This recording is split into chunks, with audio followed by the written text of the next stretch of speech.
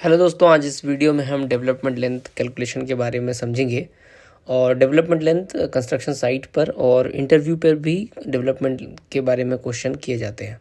तो development length आज हम कैलकुलेशन करने जा रहे हैं एज़ पर IS कोड 456, जिसमें क्लॉज नंबर 26.2.1 में LD, जो कि हम डेवलपमेंट लेंथ जिसे हम कहते हैं, उसका एक फार्मूला दिया हुआ है 5 sigma S by 4 tau BD, जिसमें LD जो कि हम डेवलपमेंट लेंथ जिसे हम कहते हैं, फाई जो कि हम डाई ऑफ बार, जिस डाई ऑफ बार के लिए हम डेवलपमेंट लेंथ को कैलकुलेट करेंगे वो डिनोट करता है सिग्मा एस, जो कि 0.87 FI होता है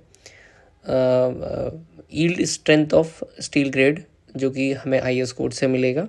और टाउ BD जो यह भी हमें 456 से मिलेगा, डिज़ाइन बॉन्ड स्ट्रेस। ये सारी चीज़ें हमें IS कोड 456 से मिलेंगी। हम आपको एक एग्जांपल लेके बताएंगे कि कैसे इसको कैलकुलेट करते हैं। तो हमने डाई ऑफ बार लिया है यहाँ पे एग्जांपल के लिए 20 mm, और ग्रेड ऑफ कंक्रीट हमने ले लिया है M25। साथ ही साथ हमने देख लिया है कि डाया हमारा जो बार जो है हमारा डिफॉर्म बार है और FE 415 है, जो कि प्राय इसी प्रकार का रहता है। और ग्रेड ऑफ कंक्रीट ले लिया है M25। और हमने ये भी एज्यूम कर लिया है कि स्ट्रक्चर हमारा टेंशन में है। ये हमने पूरा फार्मूला रखकर और आपको वैल्यू वाइज समझा दिया। जैसे ये फार्मूला है जो कि ऊपर हमारा IS कोड 456 में दिया हुआ है, जिसमें आपका डाई ऑफ बार 20 mm है, जो कि ऊपर हमने आपको पहले ही बता दिया है सिग्मा एस, जो कि 0.87 FY है। और FY हमारा जो है वो ऊपर जो टेबल दिया है उस टेबल के हिसाब से 500 हम वैल्यू पुटअप करेंगे, क्योंकि हमारा डिफॉर्म बार है और FE 415 है। उसके लिए FY हमारी की वैल्यू हो जाएगी 500 न्यूटन पर mm स्क्वायर। उसकी वैल्यू पुटअप करेंगे तो 435 न्यूटन पर mm स्क्वायर हमारे पास सिग्मा एस का वैल्यू हमको मिल जाएगी। उसके बाद आता है टाउ BD, जो कि डिज़ाइन बॉन्ड स्ट्रेस है, जो कि हमें IS 456 से ही मिलेगा, टेबल नंबर 26.2.1.1 में, जिसमें क्लियरली मेंशन है कि टाउ BD M25 हमारे कंक्रीट के लिए हमने एज्यूम किया है। इसमें सारे ग्रेड के लिए वैल्यू दी हुई है।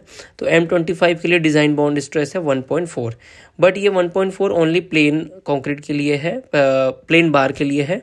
यदि हम डिफॉर्म बार इसमें लेते हैं तो इसे 60% हमें इंक्रीज करना पड़ेगा। दैट इज़ यदि हम इंक्रीज करेंगे 1.4 को 60% तो 2.24 आएगा।